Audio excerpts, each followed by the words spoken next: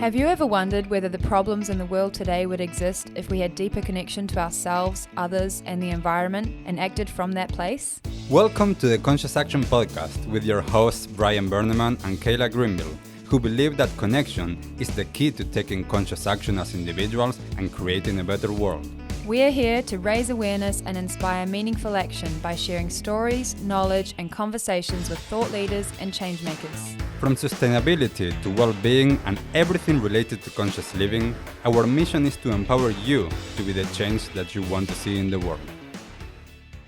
Welcome everyone to a new episode of the Conscious Action Podcast. I am Brian Berneman, your host, and I have the pleasure for this episode to be joined for the first time by someone that I've known so much in the last few years, but yet this is the first time that we are here face to face or screen to screen. And first of all, thank you, Laura, so much for taking time to be here with us. And for those of you that don't know you, are you able to introduce yourself to our audience? Who are you? That's such a huge question. I'm lost. Same as everyone. I'm just floating around in this year waiting to see where I land and who I am when it stops. In this capacity though, well, firstly, thank you so much for inviting me to chat with you. It's a pleasure to meet you as well. I feel that you and Kayla have been part of a journey. We kind of like started on this public expression of what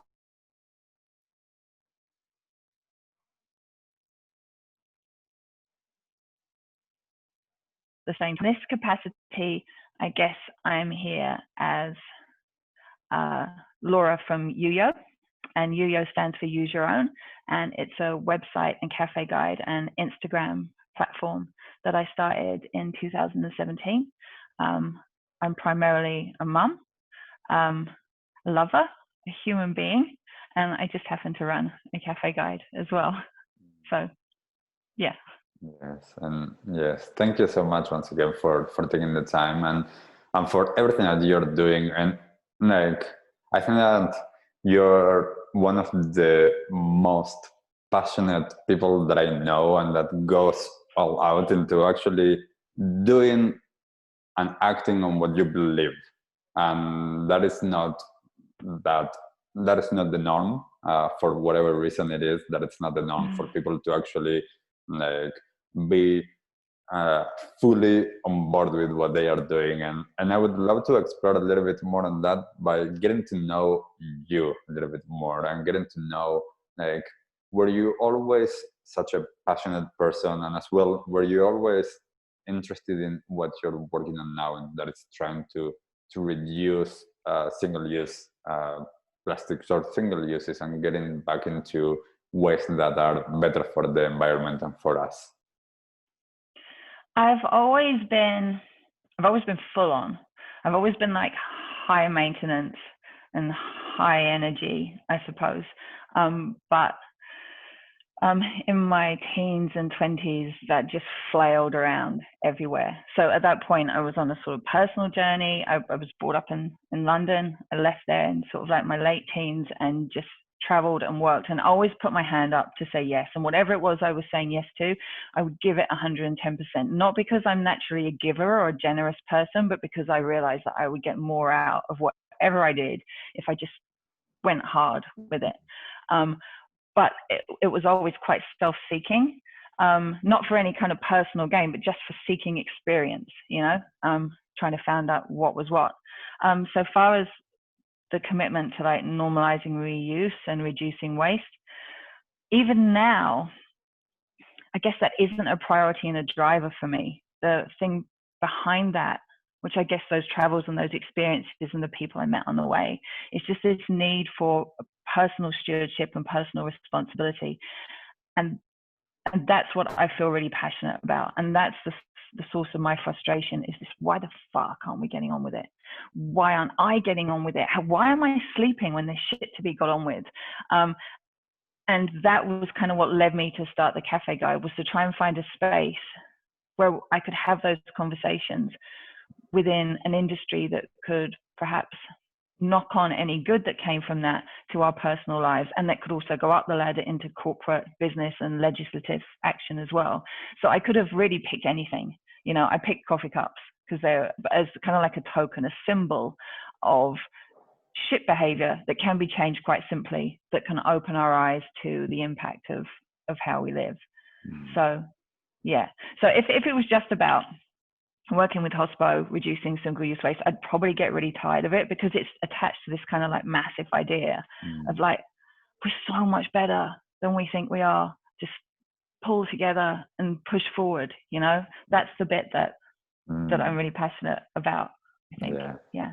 And it's such an interesting thing, because like, and as you said, like our journeys are connected in that sense, because for me and what we do with conscious action, it is that is understanding that we matter and what we do matters, and that we have a responsibility and to be stewards of the land and to be a kind person, that I believe that we all are kind people, and we are just sometimes out of not knowing, like, or not knowing enough. Sometimes we are not doing the right thing, even by our own values.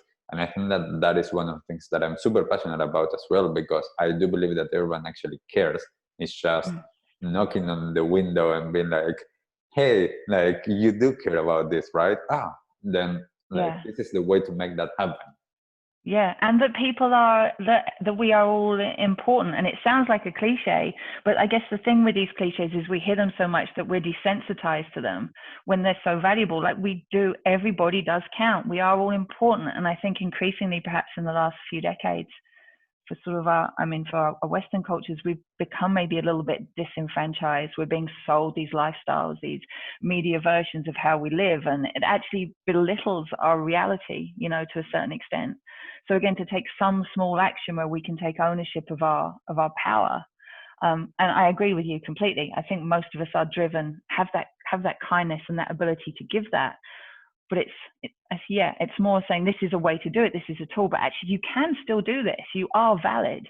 Everything you say and think is valid. Bring it out rather than have stuff put on you by media or by marketing, you know, come out from under it. Yes, so definitely. Yeah. And it's such an interesting thing for me, at least. And this is why there are all of these different approaches that I believe that are valid and actually necessary.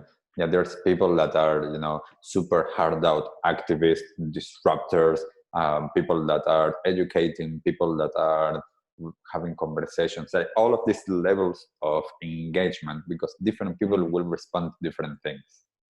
Yeah, definitely.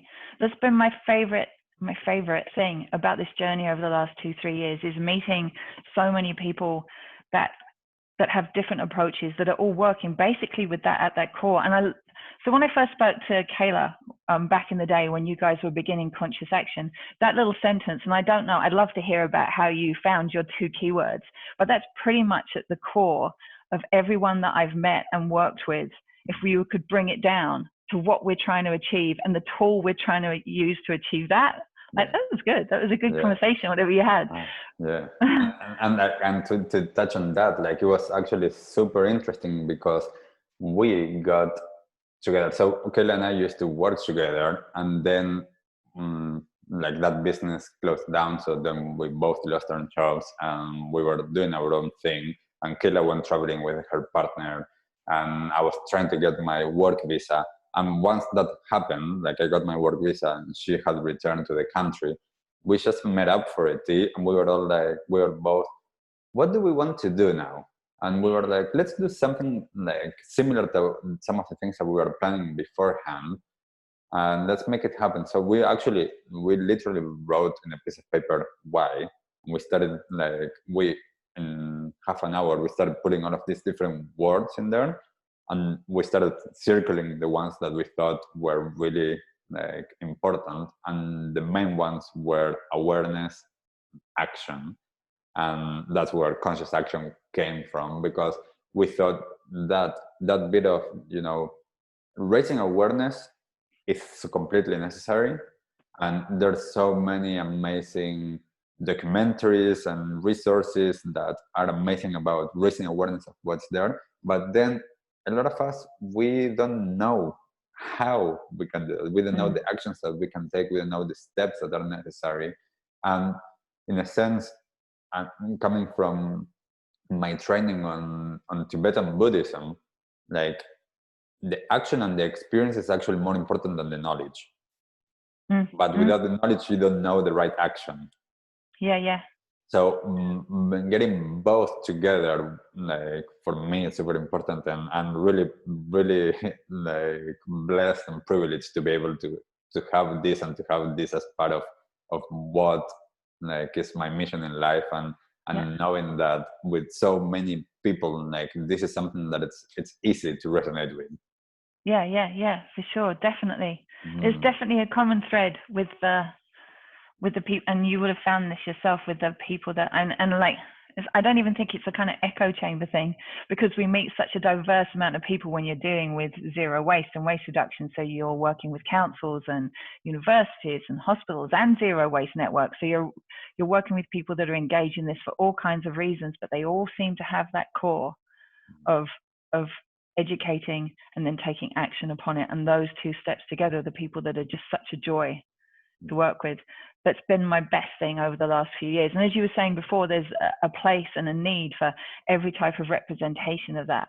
I've found so much comfort and support from the people that are probably behind the scenes a little bit more. There's a couple who I can think of that work in local councils and wasteman teams, and they're involved in other stuff. They're in junior positions, but they never stop. They get an idea and they push it through and they push it through, and they find the right voice, and then they'll reach out to others to maybe play bad cop a little bit and make those social activism noises, and then they'll bring it back again, like, hey, what about this idea now can we do it? If it's not right, they'll go and find other solutions at other people, and that's been the joy, is being able to connect with people like that who seriously just want to get the job done and understand that collaboration, communication with all of these types of people that are working in this area is key. Not being afraid to ask for help, like, I'm limited by my role, but you're not. So let's work together and kind of. Yes, definitely. And I think that, and I would love for you to comment a little bit more on this and to explore the topic of that motivation. Because I think the motivation behind a lot of what we do for everyone is a little bit different. Can you talk a little bit more about your motivation to make this happen? Mine's really simple, and I'm a mum. My daughter Essie is 17 years old, and for me, when she was born, was like a light bulb moment, a light switch moment of sheer fucking horror, Brian. Like, everything was more beautiful, but the bad in the world, and I'm sure that you don't have to be a parent to experience this. You just have to have that switch turned on, which for me, I didn't beforehand. Hey, I had no concept of my own place in things, my own mortality, any of it. But it was just this like, fuck, I have to do something to keep this person safe. And I guess now my motivation is still that, but the tools that I've learned from working with others is that to do that requires so much more than me just making sure that she has a roof over her head and love and food in her belly now. I have to future-proof. So my motivation is completely driven by her life and lives like hers that haven't even happened yet, because once you start loving unconditionally, you can't stop that shit. Once that love starts coming out of you, it moves away from your own to just encompassing, well, these are all my own, all these babies kind of thing. So that's my motivation, and that's my drive. So when I say, like, on my Instagram, refuse single use, what I'm actually saying is, fuck, do something for these people that you don't even know yet. Like, it's your responsibility. We really need to just protect each other.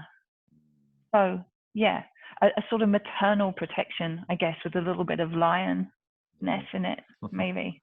Yeah, and I think that, that's an interesting thing about going back to that, being a steward, but that connection. And I think that this is a little bit something that through the last hundreds of years, a lot of us, especially in the Western world, we have started to become more disconnected with our collective mother that is the earth, and with each other, and getting that understanding of living in a way that actually is better for, it's kind of like a win-win situation for everyone. It's better for the environment, it's better for the future generations, and that is the understanding of more community and understanding how it's not, in a sense, yes, it's your baby, and I don't have kids yet, but it's like understanding like there's someone's babies, and that is part of like the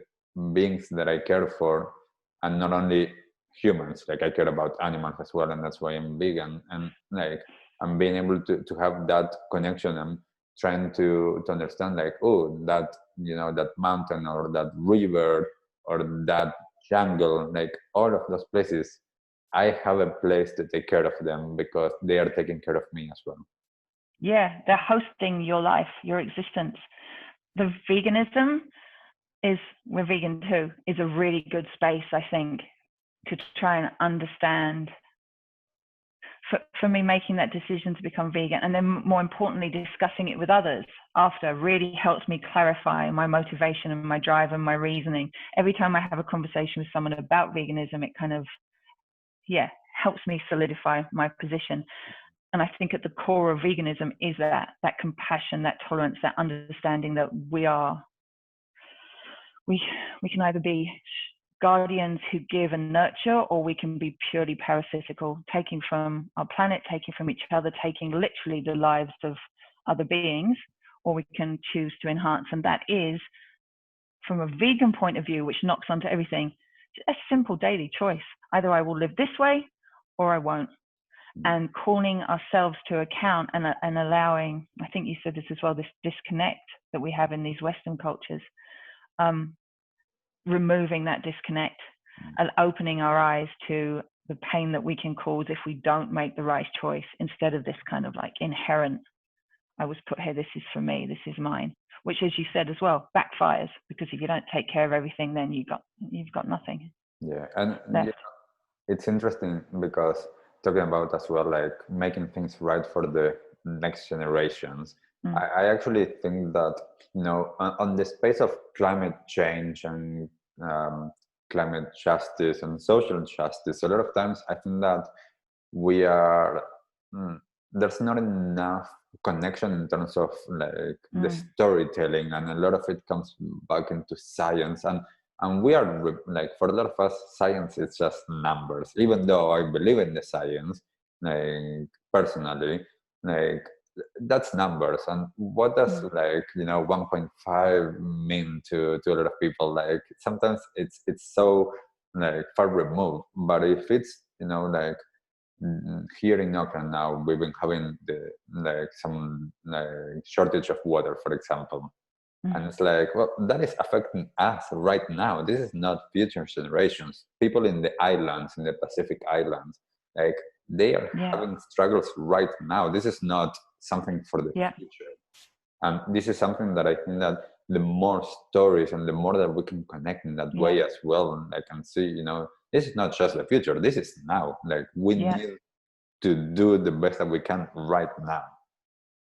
The challenge is overcoming, do you think, this desensitization that is still coming at us? So we have these valid stories and we can look at them, but we can choose to turn them off. And we're being still gifted this consume, don't worry about it, buy something new that's pink. Everything will be okay. Like there really are massive forces at work keeping us away from really being ingrained in our current reality. As you said, it isn't the future, it is right now. But even though it's happening right to you, there's still this other channel pushing in. Don't think about it. Don't think about it. Keep spending your money. Keep buying stuff. You know, it's hard to fight against that, which again is where community comes in, and almost having like a breakup plan, like a detox plan, you know, so someone's got your back. So you're like, oh, today I nearly slipped up. No, it's okay. You don't eat that bacon and you don't need to buy that, and you don't need to read into that. Keeping an eye on each other too, and seeking out new voices as well that perhaps have more experience of our own, seeking those stories and trying to share them as well. Because as you said, you know, you're in a very privileged position to be able to speak this way, and I feel the same, to even be able to think this way, you know, a product of so many choices that weren't my own that has led me to this. So yeah, to try and remember to seek out voices that are probably stronger and more knowledgeable and share those rather than just our own. Yes, definitely. And I'm curious, and like when you started with Yuyo, like what was the, like at the beginning, especially like your journey of trying to reach out to people and make it happen? Because like my experience from outside was like, oh wow, this is actually happening and people are actually doing it, but you're there every single day doing all of that. Yeah, I felt it was like you thought. I felt the same for me too, which is always a surprise. Like, it's like when you're like, you have a Sunday and you're like, oh, I can't be fucked to do anything. And then you do something and you look back and like, wow, I just made a veggie patch, or because I just did it. It was kind of like that. Like every conversation, I think, that I had led to something. And it, again, just lucky timing. I started Yuyo because I went to see David Attenborough up in Auckland with my daughter, who's completely in love with him, as we all are. And at the end of his talk, the kid stood up and asked, what should we do? And his response was to take responsibility for our repeated personal actions, support grassroots, seek out others that had a skill set that we didn't have and support them, and just go and do something. So we literally walked home from the Civic to where we were staying in Auckland, looking at the trash on the street. And we're like, well, if this shit wasn't here, that would be better. If the person that threw that, which again, 20 years ago could have been me, didn't do that, that would be indicative of some kind of social mindset change. Why don't I try and start with that shit? And I'm like, okay, well, I could pick it up, but there's people that are doing the cleanups and the pickups and the education way better than I ever could.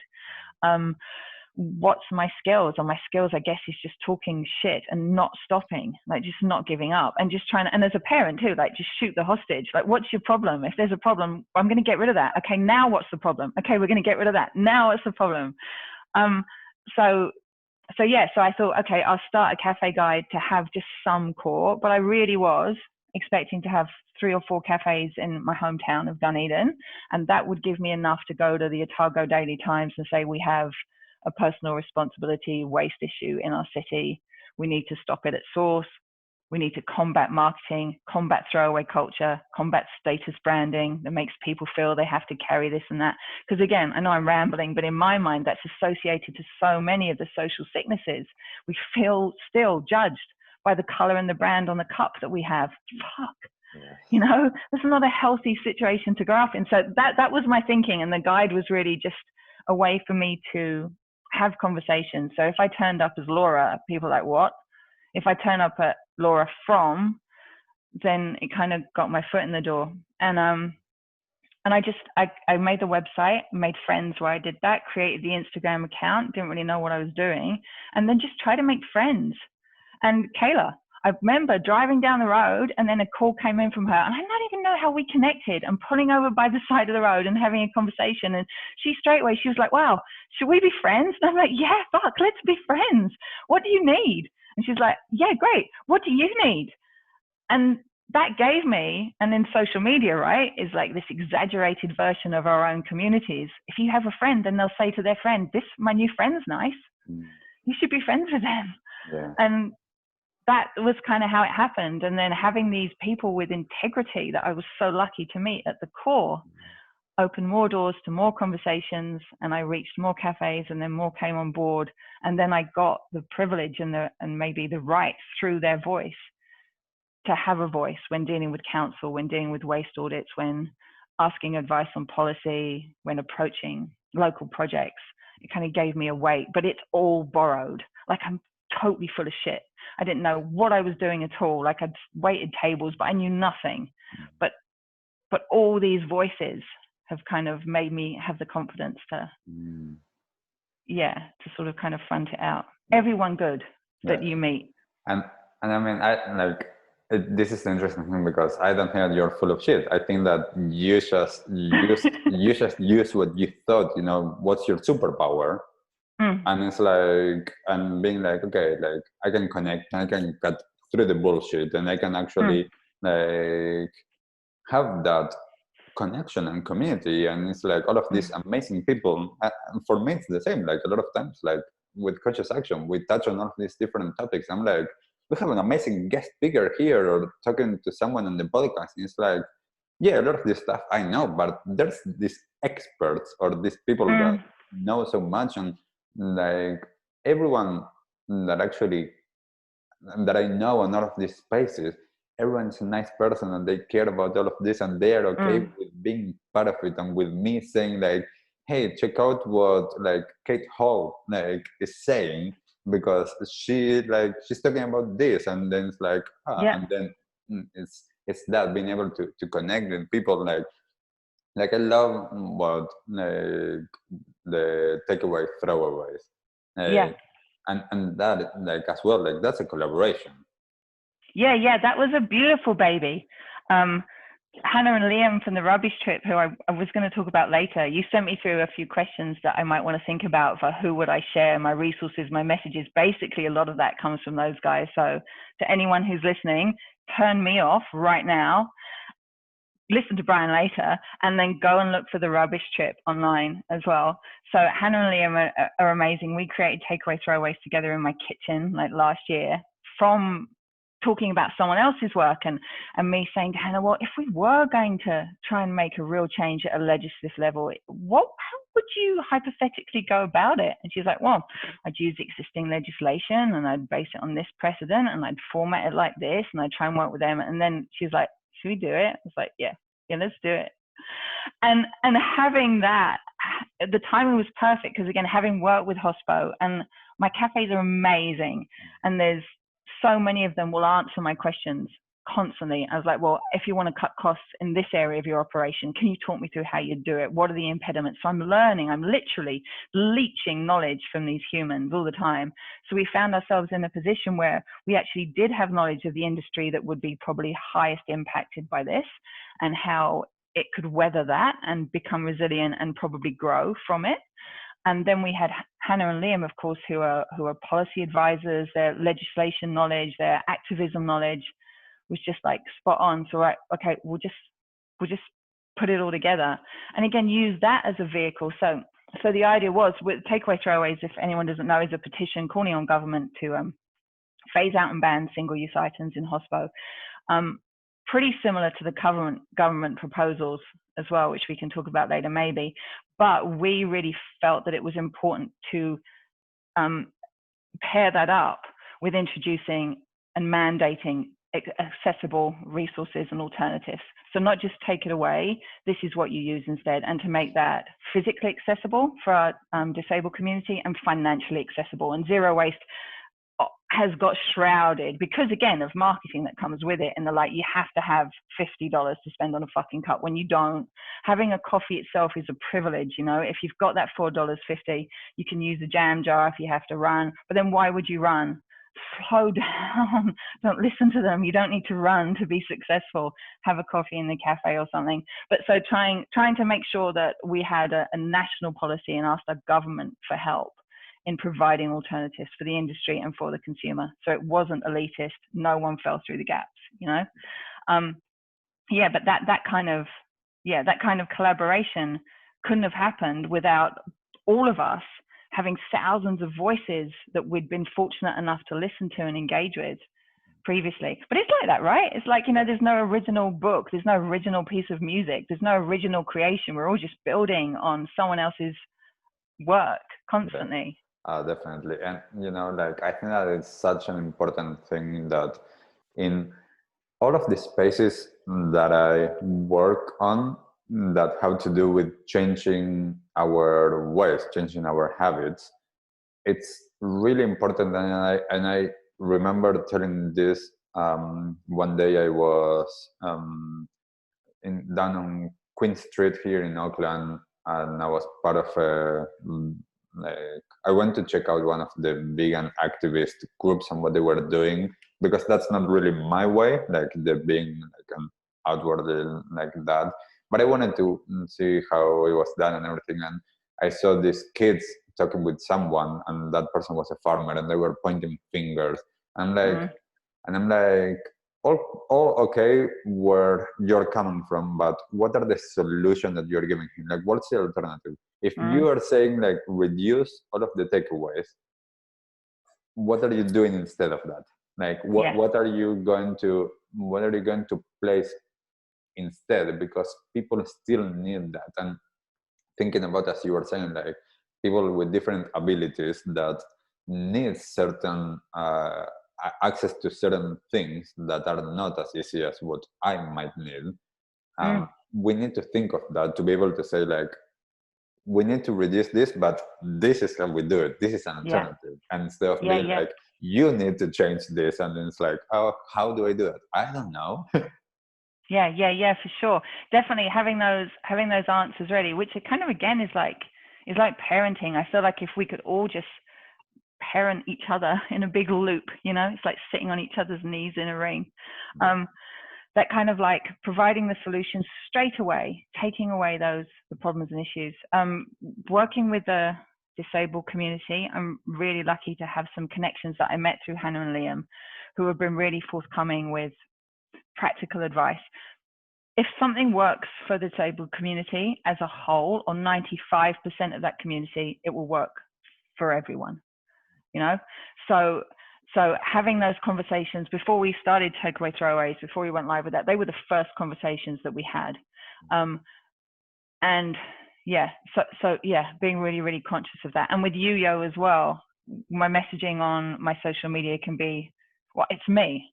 It's me personally. So if I'm having a shit day, I'm going to be like feisty. If I'm having like a love hug day, it's going to be love and hug. But I always try and I can't really hide that, but I always try and say, it doesn't have to cost. It doesn't have to be this, and almost concentrate more on the alternative than the problem. Because the problems, I think, you said before about the numbers with the science, they mean nothing. 295 million single-use coffee cups really gives a shit. You can't even see it in your head. And a lot of these numbers are too big, unless you turn them into like imaginary dogs or something. Like you can't really see it. So I almost don't really kind of go there with the problem.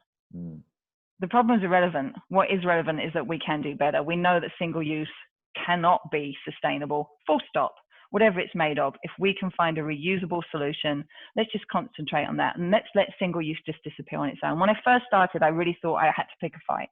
I thought I had to fight with packaging companies, that I had to engage with them.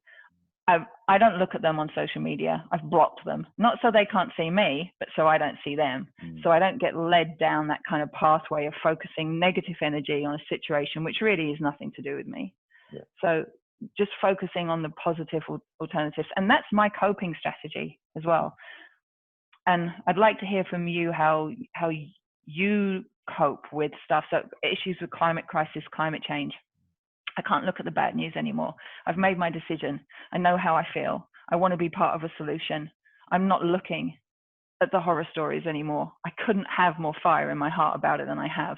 I'm not going to weigh myself down with what isn't possible or what can't be done. I'm going to totally seek out the sources of solution. And I don't know if it's naive, but I'm only looking at the good news. I was actually talking the other day with some of the students that led the school strike for climate change about anxiety and guilt and depression, because I do think that it's such an important part of all of this. And what I usually share is that different people will deal with this differently. Some people, we need to stop watching the news, stop going to on social media and unfollow all of these different people that are not going to bring something positive. We need to, it's kind of isolating all of that negativity. Some people like me now, because I did that for a while and now I'm in a different place. Now I can actually cope with all of that. I still don't watch the news, I don't read the newspapers and stuff like that, but I do open myself a little bit more to seeing some of that stuff, because it's just from being informed, Like I for some of the work that I do, I need to be a little bit more informed. And now, because of all of the personal work that I've done on myself and understanding my own energy and my feelings and my emotions, now I can deal with like, okay, now I can introduce a little bit of this more negative views or energies, and I can still be okay. And I think that is where, like, it depends on where we are personally, how we need to navigate that. But like, for me, this is not about, I talked to someone and someone told me like, oh, you're this like super optimistic person. I'm like, yes, but not because I am not a realistic, but it is because I can see through the bullshit of what they are selling us, and I can see the amazing amount of people that are doing incredible stuff, and I'm optimistic because of that. It's based on realism. So it's definitely, it's like everyone, it's in a different place, and just being okay with that. With everyone needs to deal with it differently, but I do think that we need to take care of ourselves. We need to be our priority, and we need to be number one into understand, like, I need a social media detox. Go and do that. I've only just learned this. I've only just learned about this. I had my first a month or two ago. I was like, I can't do it. I'm going to take 5 days off. And I literally had to feed myself lies so I could justify doing that. And it was like method acting. I was like, what if both my legs are broken and I can't get to my phone? If that happened, then I wouldn't use the phone for 5 days and it would be okay. And like, I tricked myself into these imaginary scenarios. Oh, mate, it was fantastic. It was really wonderful. And by the end, I missed the connections. I missed the people that I deal with and these relationships. And I was delighted to get back into it and really refresh. But it took me like 2.5 years to get over my ego enough to understand that if I wasn't there, it didn't matter, you know? And it was, it was a really, really kind of strange experience. And I'm going to be doing that again for sure. But that self-care too. And I think, as we were saying before we started this podcast, I think 2020 obviously has been a dire year for so many people. And I don't want to speak about other people's experiences. And I'm again aware that I'm fortunate. I'm safe, and the people that I love are safe. But having that focus on mental health, emotional, spiritual health, and being able to verbalize that and have that become more mainstream, especially in this sort of social media space, which is probably like 50% of my life now, even that they're real people. If I compare a couple of years ago, how common it was to have discussions about mental and emotional health.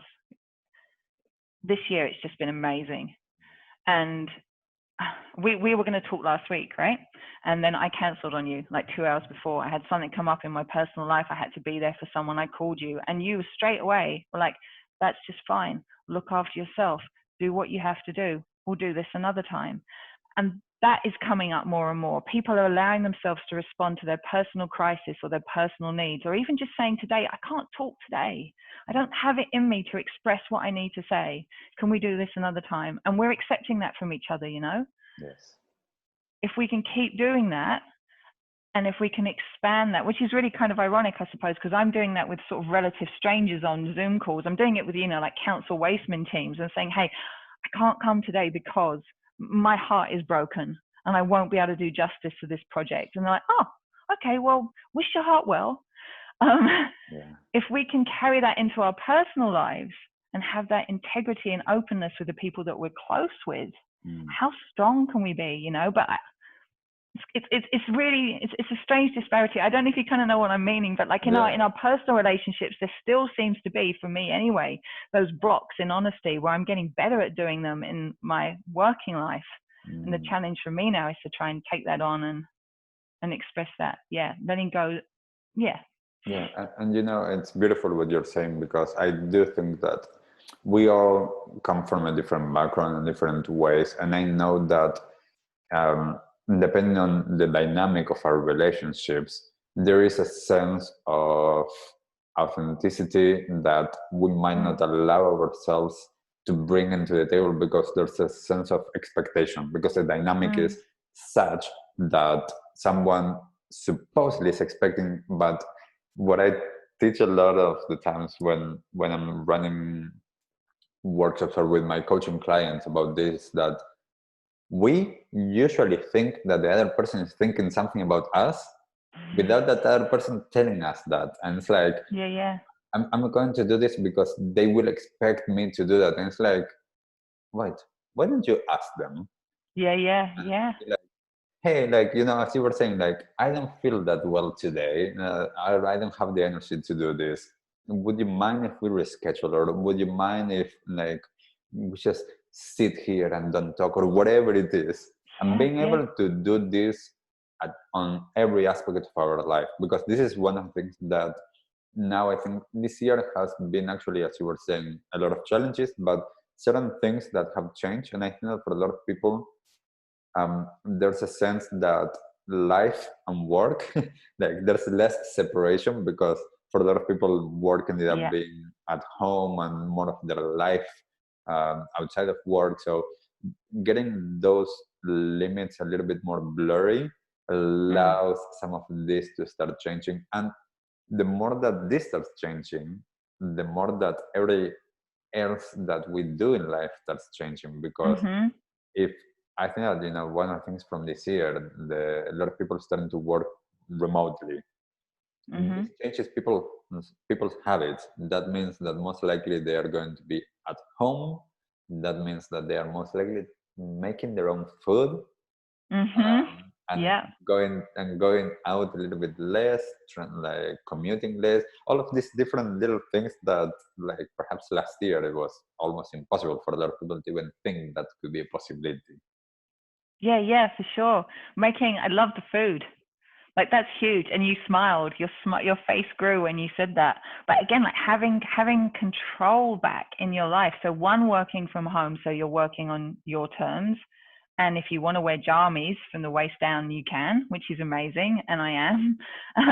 and also, the being able to feed yourself, instead of just like, well, I have this much time so I can go this distance from my office. Or again, the pressure the night before, when, I don't know, people are like trying to get the kids' homework done, or this done, or get their laundry done, or even just breathe. To be able to make your meals for yourself during your day, and then sit at your space with what you'd like, nurturing yourself. And you have that extra time to realize what it is that you need to consume. You're not just consuming what's within this radius of your office space. Conscious action, awareness, again, like having one more thing in your life that you can think about, process, and make moral, ethical, nurturing choices about. Again, and with that caveat always, which perhaps we can just have there on the screen, the knowledge that we are fortunate if we're in a position to have those choices. Yes. Something else that has come from this year as well, right? I was talking to a family member in the UK, and they work in the aviation industry. So they are able to move around Europe because they're crew. And then he was kind of saying to me, but it's so frustrating. I can't just get up and go at the weekend. I can't just go do this. I can't just go get something. And I was like, what you're describing is the situation that the majority of inhabitants of the planet face every single day. And I don't want you to feel bad about that, because you're like, whether you work hard for it or not, we're gifted. Chance just gives us so many things. And then what we choose to do with it or whatever. But just reminding ourselves that, choosing what we have for lunch. Yes. We're really But like, I take that always, like, I know, like, I'm in a super privileged position, and I know that, again, like, the climate change, or the climate conversation, all of this is social justice as well, because there's so many people in situations, as you say, there's no choice, like, they are just surviving right at this moment, trying to survive. That's all that they care about. They cannot think, like, am I going to get a reusable cup, or am I going to go and have a takeaway coffee? It's like, am I going to be able to live past the next hour? This is, of course, one of the massive frustrations, right, and the disparity of our cultures and societies at the moment too. And I'm sure almost everyone that's listening to this now has that thing, like, oh, we're trying to get to Mars, but how many of us have fresh drinking water? And that's one of those things that I'll look at briefly and then say, I can't do that. That would immobilize me. That would make me the guilt, the responsibility, the weight of that will stop me being effective in any way at all. You can just sit and cry, you know? Yeah. But again, going back to David Attenborough, how much money did I make this week? Can I seek out someone who is working that arena? All I've got to give them, I don't have skills. All I've got to give them is a percentage of what I earn. So if that's going to people like Médecins Sans Frontières or someone and saying, right, okay, this is what I've got. Can you please do something with this so I can not forget or shrug off my feelings of good fortune or guilt or responsibility, but so I can focus on the small little space that I feel with triage that I can have some kind of impact in the world that I can access, you know, using the good fortune that I have and hopefully being conscious of how that could ripple on and impact and could ripple through, you know. So trying to keep that balance too. And you know, going back, that's the motivation for some people. Like actually, that will be a motivational thing for some people. This is good. This is how we act and respond to different things and in different ways. Like some of us, we have that fight or flight or freeze. And different things and different people will be different. And that I think that it's one of the thing of understanding, you know, like we are human beings and we still have to deal with some of these things. What is going to be my driver? What is going to motivate me? What do I need to keep away so that I'm like, I can actually keep on doing this? Because if not, as you say, like that's going to make me stop and curl down in my bed and just like, cry. Yeah. And again, back to that, as you said, like self-care, just taking care of yourself in all capacities, keeping yourself a combination of awareness, and whether that's informed as in like really digging or really looking into, and I understand that you need to, you're interacting with a lot of people in a lot of spheres, you know, so you, as almost as respect to them, you need to have knowledge on where they're coming at you from so you can interact with them. And that's your skill, right? Is your messaging and your amplifying messages. Where for me, it is like just finally honing an area that I can work with. And then my emotional energy, I spend on my family and I spend on myself. And I put my fight into this one area and trying not taint my emotional ability with stuff that I just don't have the personal strength to deal with. Hopefully, as you've said, as we grow and we become more confident and become more resilient, not desensitized, but more resilient, then I can perhaps open up, and then perhaps I'll move into a different phase where my area of being able to make a contribution could be different or larger or more impactful. But at the same time, that is not needed either way. Like, I mean, like there's people that live like, you know, off grid or live on a farm and they don't watch the news. They don't know what else is happening. Perhaps there's someone, like, I'm sure that there's people around the world that this year they haven't even heard of the word COVID because of their life circumstances. And it's like, you know, we don't need to know everything. We don't need to be aware of everything. Yeah. And like, your life is valid without that, right? Like if the way you are living is in itself of a quality where you are doing minimal harm or no harm and protecting, like having your support core and the people you support be like 3 people or 300 or 3,000, it doesn't really matter, right? Again, back to what we're saying, like everybody's action totally does count. It is enough in many senses now to do no harm in a lot of arenas. I think probably environmentally to do no harm, if that is being seen by other people who could copy that. Social activism, and there's a lot of issues as well where to do no harm is not enough right now. But yeah, everyone has to, and you know, that's the thing, like personal responsibility, where we are, doing the best that we can with where we are. And as you say, for some of us that will mean not doing things worse, and for some of us will mean I actually can make things better. And that is where we are all in a different place. And And I know that we can continue talking for like 10 more days. We could. I want to honor your time and the time of everyone listening. So I'm just going to get into some of the last few questions. And one of them, I think that you started answering before, but what is one resource that you will recommend to others? The one resource, forgetting my own, would be the Rubbish Trip, the guys at the Rubbish Trip. Rubbish Trip, I think .co.nz. Hannah and Liam, they have information on that website, and they are really accessible through their social media as well. These people will drop everything to communicate with you. If you have a problem or you have an issue about my council's not picking up this waste bin, or what do I do about this, or this is something that's going on, they will fight injustice. And if they can't do it themselves, they will tag team someone else, and they'll connect you and they'll listen. They're responsive.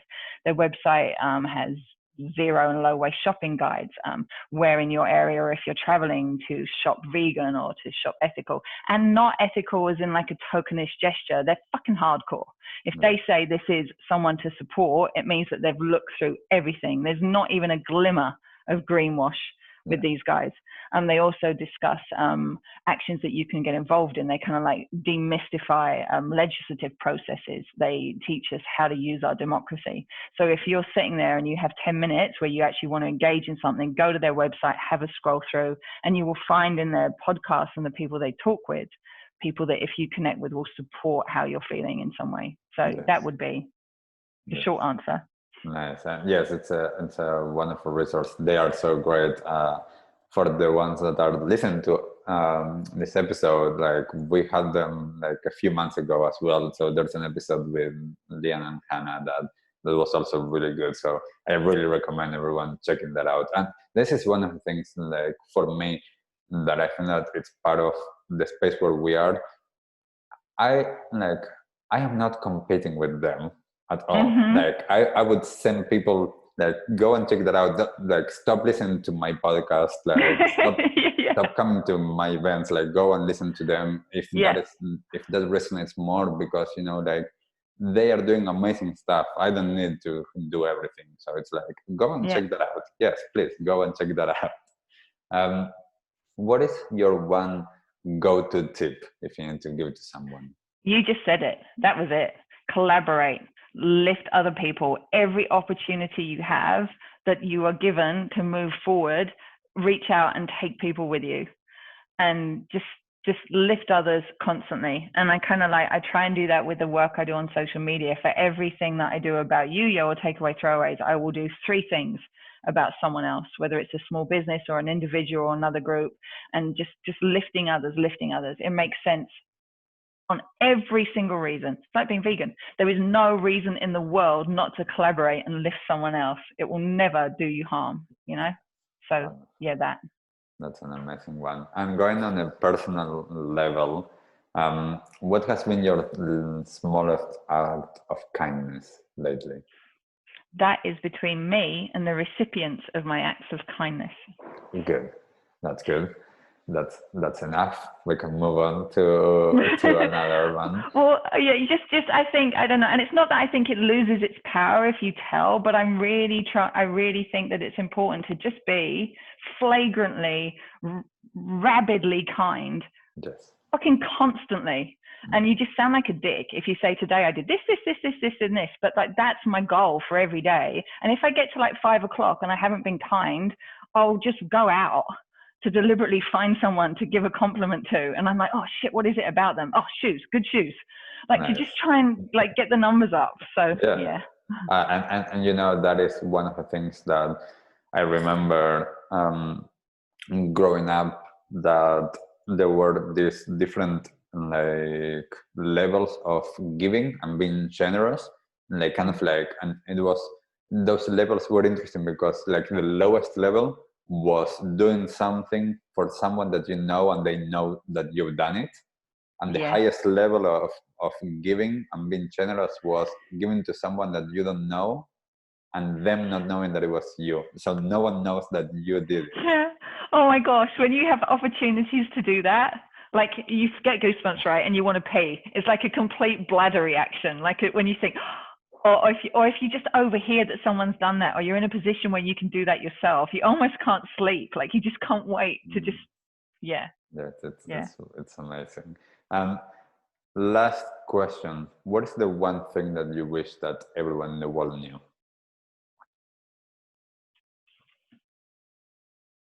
How to process and function within the reality of our own mortality, perhaps, to be reconciled with a limited lifespan, and then to factor in our living capital and our natural capital and our ability, so we can work back from that unknown point of inevitable death that for some reason our societies pretend that isn't going to happen.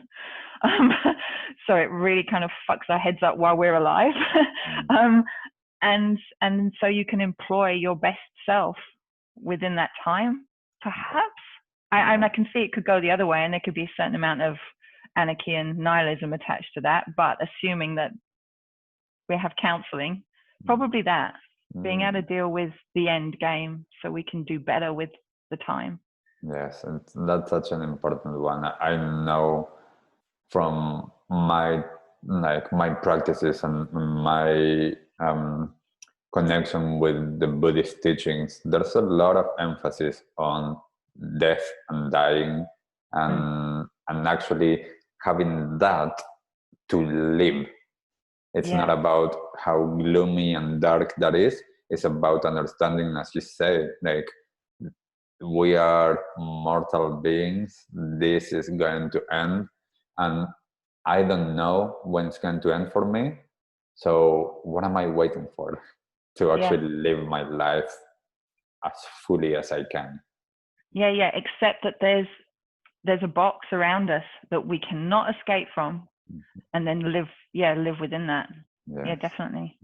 Amazing. And for everyone that doesn't know, can you mention briefly what is coming up? Because in a few days, once this is actually live, in a couple of days, there's a New York Day, right? Yeah. So we started this last year and it went really well. So we're doing it again this year on December the 11th. It's my birthday.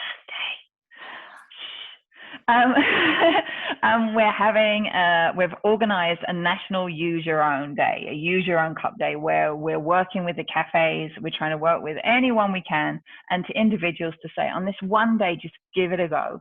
Use your own. Go to a cafe with your own and have that conversation. If you see someone walking down the street with a reusable cup or a jam jar, say to them, nice jam jar. Take your own, interact, do something small, pass it on to your family, pass it on to your work colleagues. Have a little look on the Yuyo website. There's a guides and signs button there. Click on there and there's information about Use Your Own Cup Day. And again, for like a quid pro quo, there's little posters there you can print that says this workplace will be supporting this initiative. Print it out, stick it in your window, take a photo, tag me on social media. I will applaud your real estate agency or your yoga studio, and we'll give love to you and just work it. And again, it is about using your own cup, reducing waste, normalizing reuse, but mostly it's about showing each other that we give a fuck enough about each other to behave in a way that shows that we care. Yes, it's such a wonderful way, because I do think a lot of times that when I have this difficult or this view whenever there's a day of something that I'm like, why isn't this every single day? But then I understand, for a lot of people, we need that. We need to have one day that actually the emphasis is on this, and then seeing like, if you did this one day, why not the rest of the days? But making sure that on one day we actually take the time to celebrate all of those actions that are being taken, and that how we actually have an impact. And having you, like the wizard, like on social media, sharing all of that and being able to as you say, like share something about this and then 3 times about others, and being able to spread that love. And if you're in Wellington, we've got 16 cafes on the waterfront in Wellington who are all together going single-use cut-free for the day as a community, as part of launching a waste-free waterfront initiative. So if you're in Wellington, hop down and support those guys, because again, that's a small act on one day, but if they all do it together, it's like when the light goes green, we all move. If they all see they didn't lose business to each other, they're all working and they've got each other's backs, and us as customers are supporting that, then fingers crossed, it will be every day, So yes, definitely. And just in general, not only for that, where can people find you on social? Yuyo.nz on Instagram. I don't do Facebook. Fuck Facebook. And I know Facebook owns Instagram, but it's just a principle, you know. We all run these false economies in our lives with our principles. So yeah, we're on yuyo.nz, and I'm pretty much there all the time. If you want to talk about waste, if your community needs some help, if your local farmers market needs a mug library, if your Enviro school wants to get involved in stuff, if you have an idea of something that even vaguely touches on normalizing reuse, get in touch with me. And if I have any resources or can reach to anyone that can help you, I will. Like, I always answer every message. I'm always there. And if you're just having a shit day and you want someone to just say, can you just tell me that you love me? Just send me a message and I will. Oh, it's so wonderful, so beautiful. And thank you so much, Laura, for taking the time, for being here and sharing with us, and for all of the amazing work that you're doing, because I do actually mean this, like, it's an amazing work that you're doing into changing the way that we do things. And as with all of the people in this space, like, you are being the change that we want to see in the world. So thank you so much. And like, everyone that has been listening to this episode, please share your love. Go and follow Yuyo if you don't yet, and take part on the 11th of December. Go to your cafe and share it on social media and spread that so that we can continue spreading that message. And if you have learned something on this episode as well, we'd love to hear about it. So share your comments. And yes, we'd love to hear what you have to say. And thank you for listening. Yeah, thank you for listening. Yes, thank you, Laura. See you soon. What did you like the most about this episode? Take a moment to think about what change you can make in your life today. Share your conscious action on social media using #ConsciousAction and tagging @ConsciousActionNZ so we can celebrate your impact on the world and create a ripple effect. One easy action we would love for you to take right now is to share, like, and subscribe to this podcast. This will help us get these messages out into the world and inspire more people to take conscious action in their own lives, contributing to the better world we hope for.